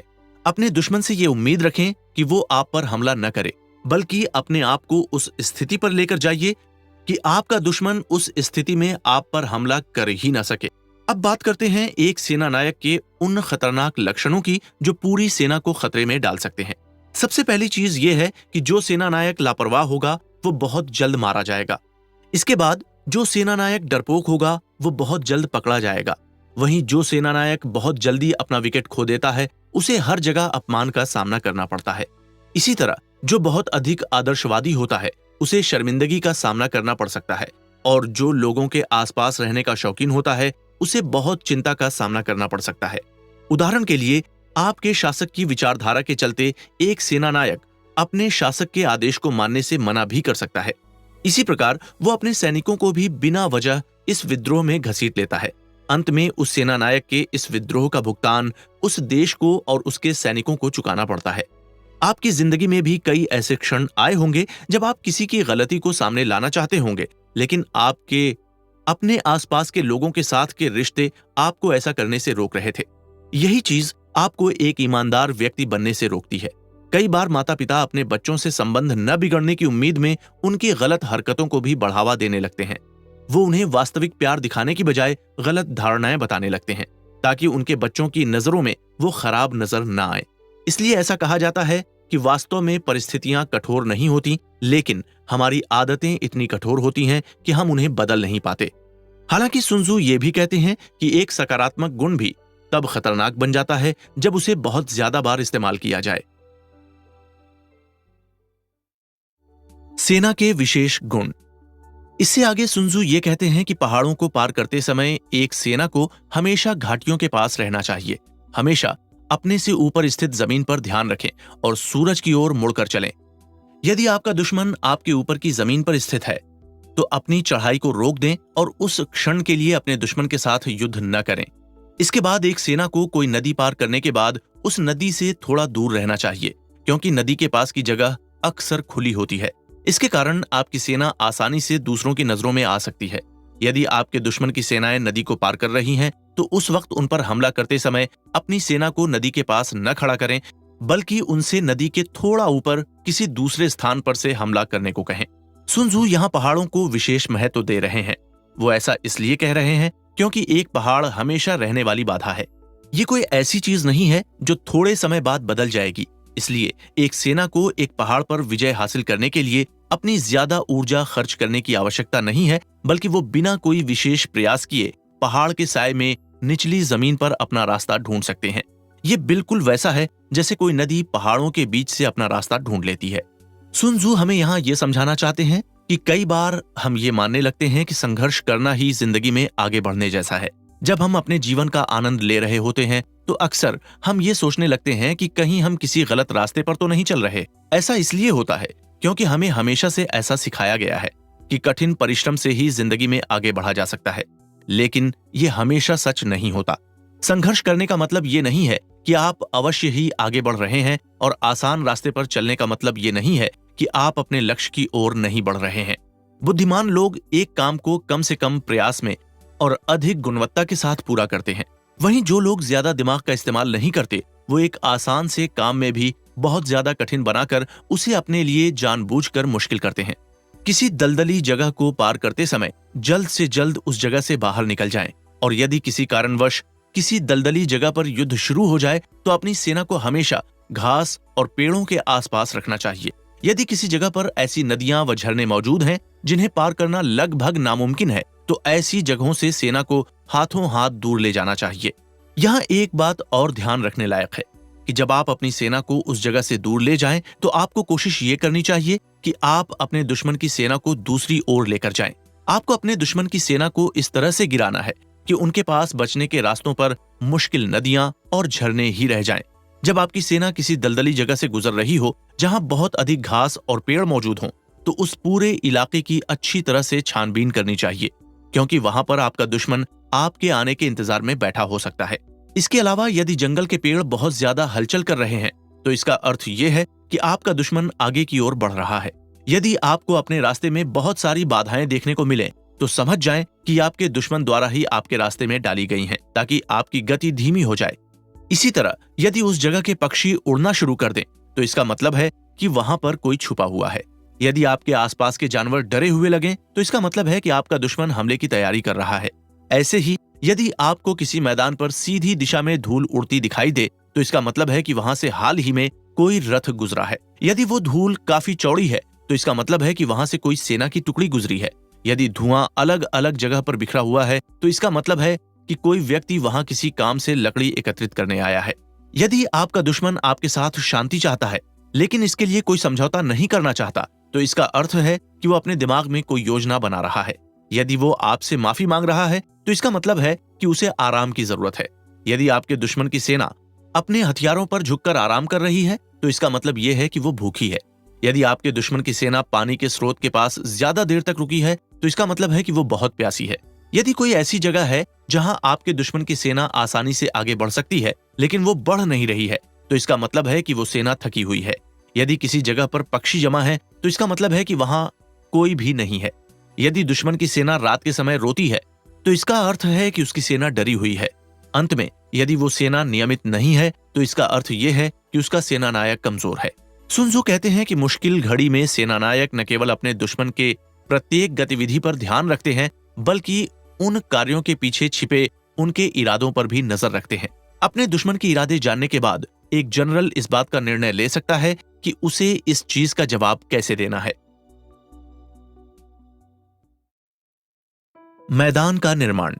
युद्ध के मैदानों के बारे में सुन त्सू कहते हैं कि मैदान कई प्रकार के होते हैं, जैसे आसानी से कब्जे में लिए जाने वाले, दुश्मन को गिराने के काम आने वाले संकरे मैदान, ढलान वाले और विस्तार किए जा सकने वाले मैदान। ऐसे मैदान जहां आप जा सकते हैं लेकिन आपका दुश्मन नहीं, वो आसानी से प्राप्त किए जाने वाले मैदान कहे जाते हैं।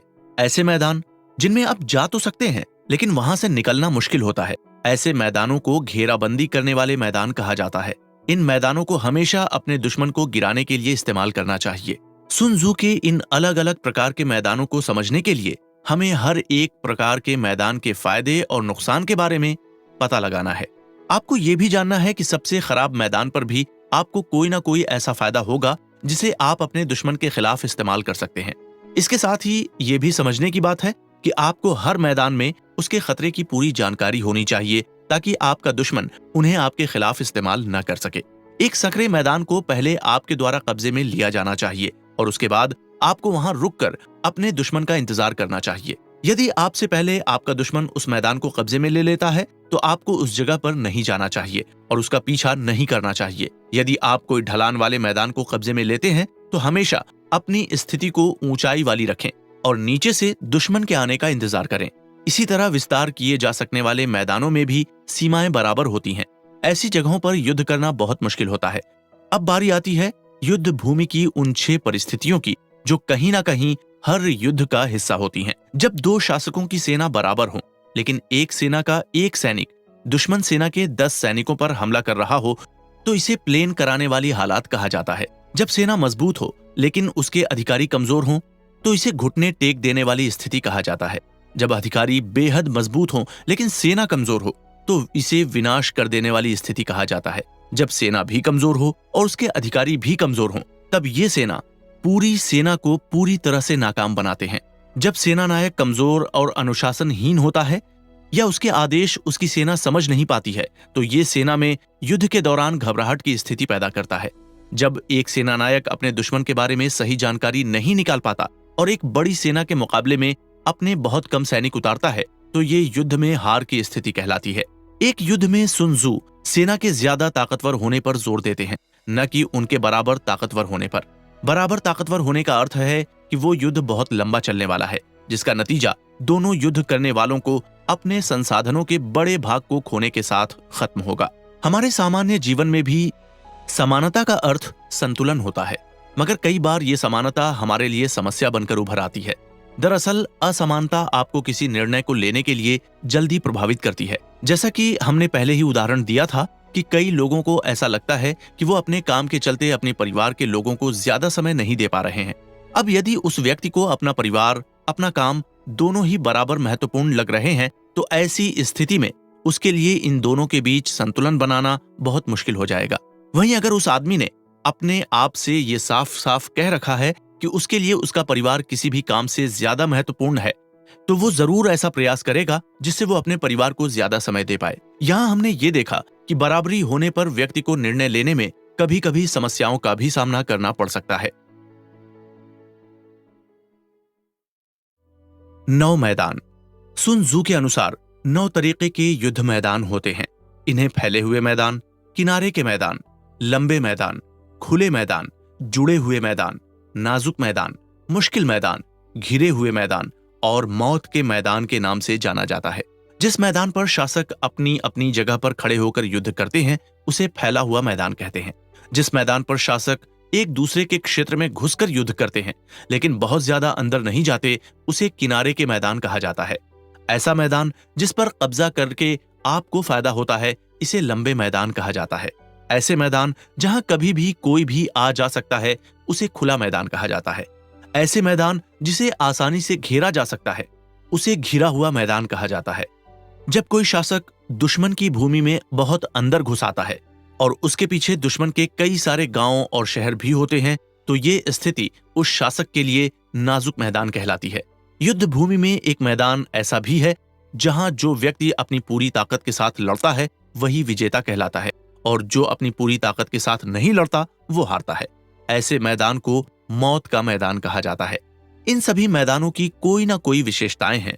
सुन त्जू का मकसद ये नहीं है कि हमें इन सभी मैदानों के प्रकार दिमाग में याद हों, बल्कि वो ये चाहते हैं कि हम हर समस्या के पैटर्न को समझ सकें। कल को यदि हमें कोई ऐसा मैदान देखने को मिले जहां पर किन्हीं दो प्रकार के मैदानों की मिली जुली समस्याएं देखने को मिले, तो उस वक्त आप अपने आप से एक नई और बेहतरीन रणनीति निकाल सकें और अपनी सेना को विजय दिला सकें। ये 9 मैदान केवल उदाहरण के लिए हैं, जो हमें ये बताते हैं कि जब हम किसी मैदान को देखते हैं तो आखिर उसकी कौन सी चीज युद्ध में हमें प्रभावित करती है। इसलिए हम ऐसा कह सकते हैं कि सुन त्जू आगे कहते हैं कि एक फैले हुए मैदान पर कभी भी जंग नहीं करनी चाहिए, एक किनारे वाले मैदान पर कभी भी रुकना नहीं चाहिए। इसी तरह एक फैले हुए मैदान पर हमला नहीं करना चाहिए, एक खुले हुए मैदान पर कभी भी अकेले अकेले नहीं होना चाहिए, घिरे हुए मैदान पर अपने मित्र राष्ट्रों के साथ मिलना चाहिए, नाजुक मैदान पर रुकना चाहिए, मुश्किल मैदान पर दबाव बनाना चाहिए और मौत के मैदान पर अपनी पूरी ताकत के साथ जंग लड़नी चाहिए। पुराने समय के अनुभवी योद्धा युद्ध की शुरुआत अपने दुश्मन की एकता को तोड़ने के साथ करते थे। उनके अधिकारियों के बीच फूट डलवाने से लेकर उनकी सेना का आत्मविश्वास गिराना उनका पहला काम होता था। वो अपने दुश्मन को इस तरह से अलग कर देते थे कि उनका वापस जुड़ पाना लगभग नामुमकिन हो जाता था, और अगर किसी कारणवश दुश्मन वापस जुड़ भी जाते थे तो वो संगठित नहीं हो पाते थे। युद्ध के नियमों के बारे में सुन त्जू कहते हैं कि युद्ध में आगे तब बढ़ना चाहिए जब उससे आपको लाभ हो, और तब रुकना चाहिए जब आपको आगे बढ़ने से कोई लाभ न हो रहा हो। सुन त्जू कहते हैं कि अगर कोई मुझसे पूछे कि यदि दुश्मन संख्या में बहुत ज्यादा हो और वो आगे बढ़ रहा हो तो इसकी जवाबी कार्रवाई क्या होनी चाहिए, तो ऐसी स्थिति में आपको दुश्मन की उस चीज का ध्यान रखना है जो उसके लिए बहुत कीमती है। अगर एक बार आप दुश्मन की उस चीज को अपने कब्जे में ले लेंगे तो उसके बाद आपका दुश्मन आपके अनुसार ही काम करेगा। यहाँ सुन त्जू वास्तव में हमें परेशानियों को झेलना सिखा रहे हैं, जिससे यदि कोई विपरीत परिस्थिति भी आती है तो हम उसमें अपने आप को शांत रखकर उसका समाधान ढूंढ सकें। सुन त्जू आगे कहते हैं कि समय के साथ आप अपनी सेना की एकता को बढ़ाते हुए अपने दुश्मन की एकता को कम भी कर सकते हैं। आपको अपनी सेना को मजबूत रखते हुए दुश्मन की सेना को नुकसान पहुंचाना है, यही आपका मुख्य उद्देश्य है। जब आप अपने आप को इतना मजबूत बना लेते हैं कि आपका दुश्मन खुद ही ऐसी गलती कर बैठे जिससे आपको फायदा हो, और साथ ही वो तब युद्ध को छोड़ने के लिए भी तैयार हो जाए, इसके लिए वो आपकी सभी शर्त मानने के लिए भी तैयार हो जाएगा। आगे सुन त्जू कहते हैं कि युद्ध में सबसे निर्णायक चीज रफ्तार होती है। दुश्मन की सेना की कम तैयारी का फायदा उठाने के लिए ऐसे नए रास्ते अपनाएं जिनके लिए आपका दुश्मन बिल्कुल भी तैयार नहीं है। सामान्य तौर पर किसी सेना पर हमला करने का यह तरीका है कि आप अपने मैदान में अपनी पूरी टुकड़ियों के साथ एकजुट होकर बहुत अंदर तक घुस जाना है। इस स्थिति में सामने वाली सेना उस हमले को रोक नहीं पाएगी। यहाँ रफ्तार का अर्थ केवल तेजी से चलना नहीं है, बल्कि ये है कि आप अपनी आने वाली समस्याओं का समाधान कितनी जल्दी ढूंढते हैं। आपको इस तरह के नए वातावरण में ढलने के लिए अपने दुश्मन से कम समय लेना है, यानी जैसे ही आपके सामने कोई नई मुसीबत आए तो आप जल्दी से उसका समाधान निकाल लें। यदि आप ऐसा करने में सफल हो जाते हैं तो आप अपने दुश्मन से हमेशा एक कदम आगे रहेंगे। जितनी हो सके उतनी उपजाऊ जमीन अपने कब्जे में लेते हुए अपनी सेना को आगे बढ़ाएं। इससे आपके पास आगे चलकर राशन की भी कमी नहीं होगी। सेना नायक की यह जिम्मेदारी होती है कि वो अपनी और अपनी सेना के स्वास्थ्य का पूरा ध्यान रखे, उन सबको संगठित रखे और उनमें आत्मविश्वास बनाए रखे। जब अपनी सेना को लेकर कोई सेनापति आगे बढ़ रहा हो तो उसकी सेना एक निश्चित पैटर्न में आगे नहीं बढ़ना चाहिए। सेना नायक को अपनी सेना को हमेशा मुश्किल से मुश्किल परिस्थितियों के लिए भी तैयार करना चाहिए। मुश्किल परिस्थितियों में उनके पास केवल 2 ही विकल्प होने चाहिए, एक जंग को जीतना या दूसरा जंग में मारे जाना। सुन त्जू का मानना है कि किसी काम को न करने के लिए भी उतना ही अनुशासन चाहिए होता है जितना कि किसी काम को करने के लिए चाहिए होता है। जब आप ये समझ जाते हैं कि अपनी सीमाओं में किस तरह से रहना है और कैसे गलत समय पर की गई कोई चीज आपको हमेशा नुकसान देती है, तो इससे बेहतर है कि आप उसे यूं ही छोड़ दें। जब आप ये जान जाते हैं कि किस चीज की आपके दुश्मन को सबसे ज्यादा फिक्र है, तो आप उसके आगे के कामों को बहुत अच्छी तरह परख सकते हैं और उसी के अनुसार अपने अगले कदम का विचार भी कर सकते हैं। उस परिस्थिति में वो सेना अपनी पूरी ताकत से प्रदर्शन दिखाएगी। ऐसे हालातों में उन सैनिकों को किसी भी बात का डर नहीं होगा।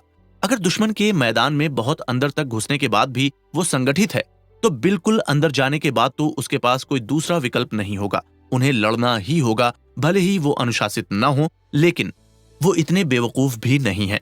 वो उस स्थिति में अपने शासक के लिए नहीं बल्कि अपनी जान के लिए लड़ेंगे।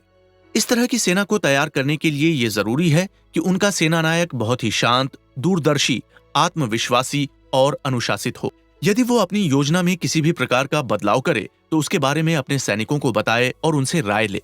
एक सेनानायक युद्ध के भीतर प्रवेश करने तक अपनी सेना को अपने काबू में रखता है और युद्ध में प्रवेश करने के बाद उन्हें करो या मरो की परिस्थिति में छोड़कर उन्हें अपना बेहतरीन प्रदर्शन करने देता है। वो उनकी उस परिस्थिति से बच निकलने की सभी संभावनाओं को ऐसे खत्म कर देता है जैसे किसी टापू पर पहुंचने के बाद नाव को आग लगा देना। अब बारी आती है ये जानने की कि आखिर कैसे कोई सेना अपने दुश्मन के क्षेत्र में घुस सकती है। दुश्मन के इलाकों में बहुत अंदर तक घुस चुकी सेना को तब संगठित होना चाहिए जब वो दुश्मन के मैदान में ज्यादा अंदर तक नहीं घुसी हो। जब वो सेना दुश्मन के इलाके के बिल्कुल बीच में होती है तो उस वक्त उन्हें अपने आप को ये बताना आना चाहिए कि जब उनके पास कोई विकल्प नहीं होगा तब उन्हें अंतिम सांस तक लड़ना है, और जब वो खतरे में होंगे तो वो हर आदेश को मानने वाले होने चाहिए। आग के हमले। सुन त्सू के अनुसार एक युद्ध में 5 प्रकार के आग के हमले हो सकते हैं। पहला आग का हमला जलते हुए सैनिक, दूसरा जलते हुए राज्य, तीसरा जलते हुए उपकरण, चौथा जलते हुए भंडार घर और पांचवां जलते हुए हथियार। आग से जुड़े हमलों की तैयारी पहले से ही पूरी तरह से कर लेनी चाहिए। इन हमलों के लिए विशेष प्रकार के मौसम उचित होते हैं। यहाँ जलते हुए सैनिकों का ये मतलब नहीं है कि आपको किसी सैनिक को जलाना है, बल्कि इसका ये मतलब है कि आपको इमारतों में आग लगानी है जिसमें वो सैनिक रह रहे हैं।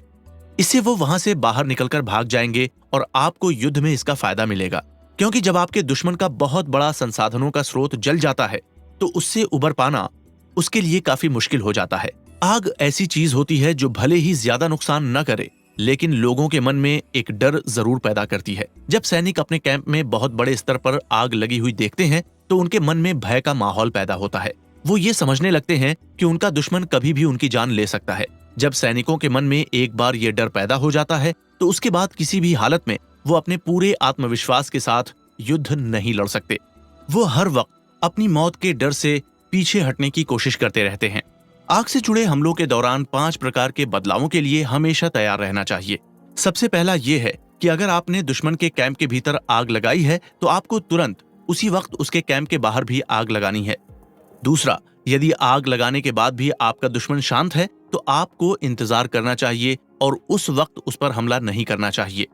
अगर संभव हो तो आप उसके कैंप के बाहर भी आग लगा सकते हैं, यदि इससे आपका कार्य पूरा हो सके तो।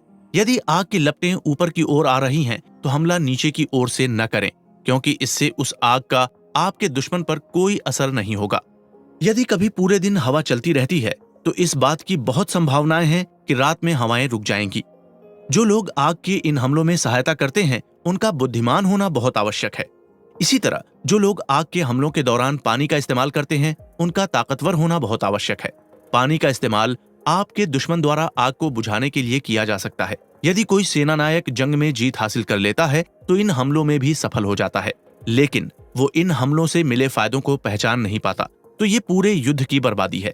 इसलिए सुन त्सू कहते हैं कि एक बुद्धिमान जनरल एक योजना के बारे में सोचता है जबकि एक बेहतरीन जनरल उसे लागू करता है। आग के हमले करने के लिए आसपास की परिस्थितियां काफी मददगार होनी चाहिए। सुन त्सू इन्हीं परिस्थितियों के बारे में विस्तार से बताते हैं। आपको सबसे पहले ये पता करना है कि आपका दुश्मन इस तरह के हमलों के लिए बिल्कुल भी तैयार नहीं है। आपको अपने दुश्मन की मनोवैज्ञानिक स्थिति पता करनी है कि क्या वो इस तरह के हमले के बाद गुस्से में बिना सोचे समझे कोई कदम उठाएगा या नहीं। उपकरणों की पहले से तैयारी कर लेनी चाहिए। इससे सुन त्सू का ये मतलब है कि अपने हमले की पहले से पूरी तैयारी रखना। आप इस तरह के हमलों में बिल्कुल भी गलती नहीं कर सकते, क्योंकि इस प्रकार के हमलों में आप गलती करते हैं तो आपको दुश्मन के बहुत बड़े हमले का सामना करना पड़ सकता है। जहां लाभ न हो वहां जाने की कोई आवश्यकता नहीं है। जहां आपको कुछ भी न मिलता हो वहां सेना का इस्तेमाल नहीं करना चाहिए। जिस व्यक्ति से किसी भी तरह का खतरा न हो उससे कोई युद्ध नहीं करना चाहिए। जहां लाभ दिखे उसी ओर चलना चाहिए। यही तरीके हैं एक राष्ट्र और उसकी सेना को सुरक्षित रखने के। सुन त्सू की इन तकनीकों को आप अपने जीवन में भी इस्तेमाल कर सकते हैं। अपने दुश्मन को सबसे अधिक परेशान करने का जरिया उसके घमंड को चूर करना होता है।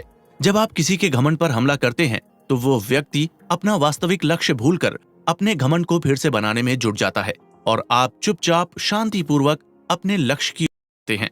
वास्तव में ये अपने आप को दुश्मन से बचाने का सबसे बेहतर तरीका है, क्योंकि इस तरीके में आप अपने दुश्मन को कोई भी शारीरिक नुकसान नहीं पहुंचाते। आप तो बस उसके उस गुस्से को उसके खिलाफ इस्तेमाल कर रहे होते हैं जो वो आप पर इस्तेमाल करने वाला था। जासूसों का इस्तेमाल। सुन त्सू के अनुसार एक साथ करीब 1 लाख सैनिकों की सेना खड़ी करने के लिए एक राष्ट्र के हर दिन करीब 1000 सोने की मुद्राओं का इस्तेमाल करना पड़ता है। इस प्रकार जो पैसा एक राष्ट्र के विकास के लिए इस्तेमाल किया जाना चाहिए था, उसे सेना पर इस्तेमाल किया जाता है। दो सेनाएं कई सालों तक एक दूसरे के सामने मोर्चा लगाए खड़ी रहती हैं ताकि वो किसी दिन एक दूसरे पर जीत हासिल कर सकें। आज की ही तरह पहले के समय में भी युद्ध बहुत महंगे होते थे। अगर एक शासक इस तरह की चीजों के लिए बिल्कुल तैयार नहीं होता था और वो युद्ध में कूद जाता था, तो इसका अंजाम उसकी पूरी जनता को भुगतना पड़ता। इससे वो राष्ट्र कई दशकों के लिए भुखमरी और गरीबी की चपेट में आ जाता था। युद्ध के दौरान एक सैनिक लड़ने जाता है तो करीब 7 परिवार ऐसे होते हैं जो उससे सीधे जुड़े होते हैं और उससे बहुत प्रभावित होते हैं। इसलिए युद्ध का नुकसान केवल आर्थिक ही नहीं होता, बल्कि एक पूरा देश एक युद्ध के दौरान तनाव में होता है। युद्ध केवल सीमाओं में ही नहीं लड़ा जाता, बल्कि एक देश का हर एक आम इंसान युद्ध का भुगतान करता है। कुछ लोग अपने परिवारजनों को खोने के साथ तो कुछ लोग अपनी आमदनी के सभी साधन गंवाकर युद्ध की इस कीमत का भुगतान करते हैं। इसलिए एक शासक को अपनी जनता की इस पीड़ा के प्रति संवेदनशील होना चाहिए, जिससे यदि वो अपने घमंड के चलते युद्ध शुरू करने जा रहा है तो उसे ये सोचना चाहिए कि उसके पूरे राष्ट्र पर इसका क्या प्रभाव पड़ेगा। यहाँ ये जानना जरूरी है कि ऐसी कौन सी चीजें हैं जिसके द्वारा इतना बड़ा खर्च बचाया जा सकता है और जो सफलता का भी आश्वासन दे सकती हैं। तो वो चीज है जासूसी। जासूसी किसी भूत या आत्माओं के जरिए नहीं की जाती और न ही इसे पहले हो चुकी घटनाओं से सीखा जा सकता है। ये उन लोगों से करवाई जाती हैं जिन्हें दुश्मन के बारे में बहुत ही खुफिया जानकारियां होती हैं। एक शासक 5 प्रकार के जासूसों का इस्तेमाल कर सकता है।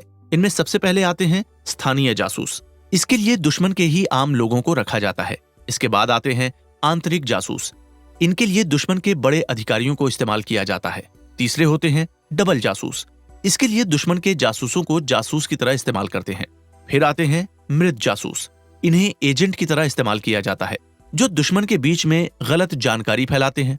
फिर आते हैं जीवित जासूस। ये ऐसे एजेंट होते हैं जो अपने शासक को हर चीज की एक रिपोर्ट लाकर देते हैं। केवल बहुत बुद्धिमान और हिम्मत वाले राजा ही जासूस रख सकते हैं, क्योंकि ये बहुत ही गंभीर काम होता है। ऐसी कोई जगह नहीं है जहां जासूसों को इस्तेमाल नहीं किया जा सकता। यदि किसी जासूस के काम के बारे में पहले से ही लोगों को पता चल जाता है तो उस जासूस और वो लोग जिनको उसके बारे में पता चल गया है उन सबको मार देना चाहिए। सुन त्सू साफ साफ कहते हैं कि युद्ध की भविष्यवाणी कोई विशेष शक्ति नहीं करता, बल्कि आप खुद ही ऐसे लोगों की एक टीम बनाते हैं जो आपको जीत के हर पहलू की जानकारी देता है। इसके साथ ही आपका दुश्मन किस वक्त कौन सा कदम उठा रहा है वो आपको इस बात की जानकारी भी देते हैं। कब कौन सा अनुमान सही होगा इस बात की कोई गारंटी नहीं है। इसलिए सबूतों के साथ लिए गए निर्णय ज्यादा सटीक होते हैं और वही आपकी जीत के लिए भी ज्यादा प्रभावी होंगे। आप में से कुछ लोग जासूसों के इस्तेमाल को लेकर थोड़ा असहज महसूस कर सकते हैं। कई लोगों का ये मानना है कि जासूसी एक प्रकार की धोखाधड़ी है, क्योंकि कई बार जासूस अपने ही देश के खिलाफ काम कर रहे होते हैं। जिस प्रकार आप अपने दुश्मन के जासूसों को पैसे देकर उनसे जानकारी लेते हैं, वैसे ही दुश्मन के जासूस भी आपके जासूसों को पैसे देकर उनसे जानकारी निकलवा सकते हैं। ये एक दोधारी तलवार की तरह है। जो व्यक्ति इसे चलाने में ज्यादा योग्य होगा वही इसका पूरा फायदा उठा पाएगा। इसके अलावा अगर वास्तव में देखा जाए तो आजकल जासूसी भी युद्ध का हिस्सा बन चुके हैं। यहाँ तक कि कई बार ये जासूस एक बड़े युद्ध को टालने में भी कामयाब हुए हैं। जैसे शीत युद्ध के दौरान रूसी और अमेरिकी दोनों सेनाओं ने अपने अपने जासूस एक दूसरे के देश में छोड़ रखे थे, मगर अंत में दोनों ही देश ये समझ चुके थे कि उनकी हर हरकत पर नजर रखी जा रही है।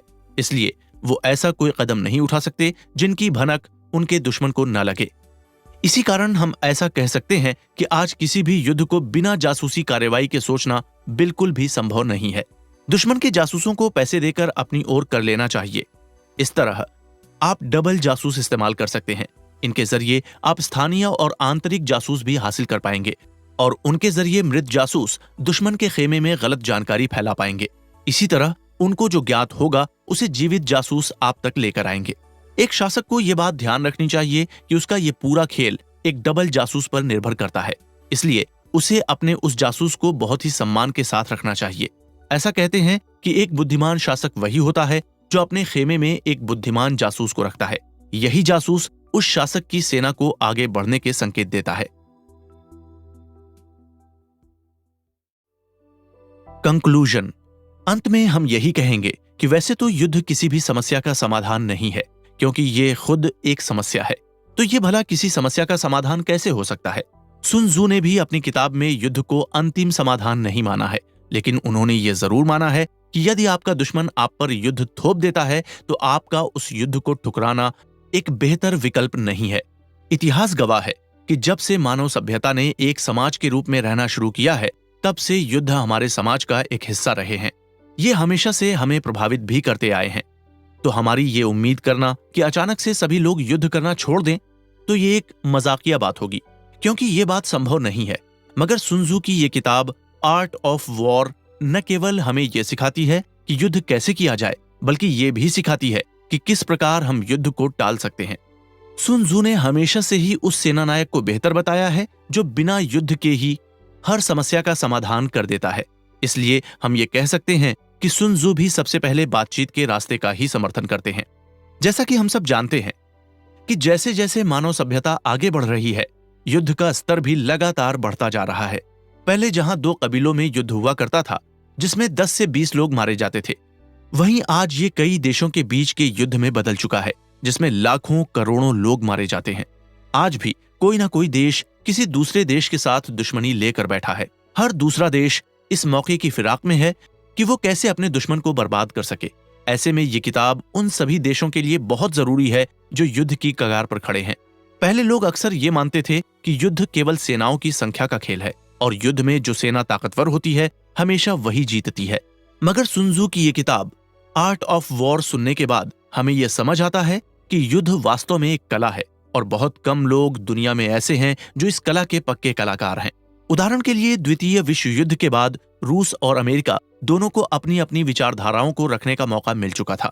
उस दौरान वियतनाम में अमेरिका की सेना अपनी विचारधारा के लोगों को सत्ता में लाना चाहते थे, लेकिन वियतनाम के बहुत सारे लोग ऐसे थे जो अमेरिका के इस कदम के खिलाफ थे। उन्होंने अमेरिकी सेना के खिलाफ जंग छेड़ दी। 20 साल तक चली इस जंग में हजारों अमेरिकी सैनिक मारे गए। पूरी दुनिया को यह उम्मीद थी कि दुनिया का सबसे ताकतवर देश अमेरिका अपने काम में जरूर सफल हो जाएगा, लेकिन नतीजा इसका बिल्कुल उल्टा निकला। अपने इतने सैनिकों की जान गंवाने के बाद और अत्याधुनिक हथियार होने के बावजूद अमेरिका वो जंग हार गया और पराजित होकर उसे वियतनाम से लौटना पड़ा। अमेरिका और वियतनाम की जंग हमें यह समझाती है कि युद्ध केवल हथियारों का या सैनिकों की संख्या का खेल नहीं है। सुन त्सू ने यह बात आज से हजारों साल पहले ही बता दी थी। भले ही युद्ध के प्रकार कितने ही क्यों न बदल जाएं, लेकिन सुन त्सू द्वारा बताए गए युद्ध के नियम हमेशा लागू होंगे। आज जंग करने की तकनीक पूरी तरह से बदल गई है। आज परमाणु बम इतनी क्षमता रखते हैं कि एक ही झटके में किसी भी देश का विनाश कर दें, लेकिन फिर भी युद्ध के नियम आज भी वही हैं।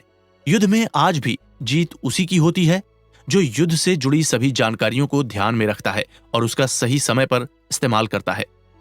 आर्ट ऑफ वॉर किताब में बताए गए नियम हमेशा काम आने वाले और हर तरह के युद्ध में काम आने वाले नियम हैं। ये नियम केवल उन लोगों के लिए नहीं है जिनके पास अपनी एक ताकतवर सेना है, बल्कि ये उनके लिए भी हैं जिनके पास तुलनात्मक रूप से ताकतवर सेना नहीं है, मगर इसके बावजूद उनके पास किसी भी युद्ध को जीतने का भरपूर जज्बा है। सुन त्सू के अनुसार वास्तव में यही युद्ध की कला यानी आर्ट ऑफ वॉर है।